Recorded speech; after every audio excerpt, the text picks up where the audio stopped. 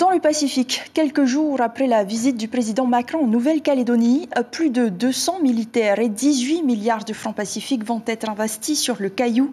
Une académie sera d'ailleurs créée pour former des militaires de toute la région. Le reportage de nos confrères de Calédonie la Première. Faire de la Nouvelle-Calédonie le porte-avions de la France dans le Pacifique. Voilà l'ambition du chef de l'État.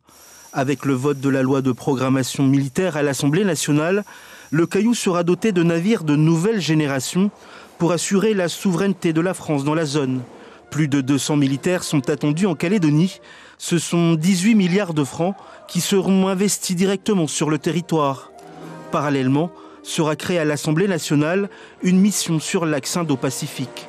Selon le dernier rapport du Sénat, à l'horizon 2040, 3 puissances seront présentes dans le Pacifique, les États-Unis, la Chine et l'Inde.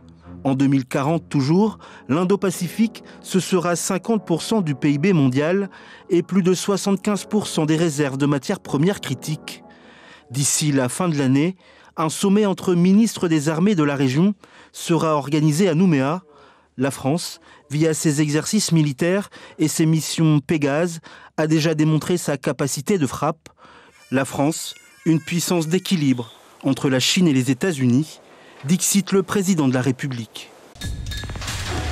L'information en continu sur Polynésie la Première, Internet et réseaux sociaux.